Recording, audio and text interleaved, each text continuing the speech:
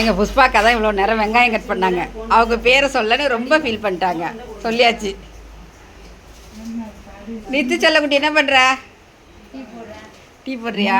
Hi சொல்லு. Welcome to Ammu Kavi special channel. ஆமாம் சொல்லு.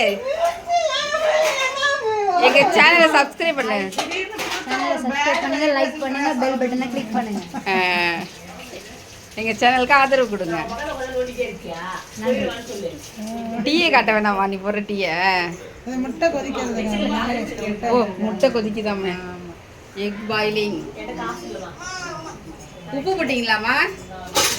முட்டைக்கு உப்பு போட்டிங்களா? போட்டாதான் நல்லா முட்டை உரிச்சு போட்டாச்சு. இது டீ கொதிக்குது.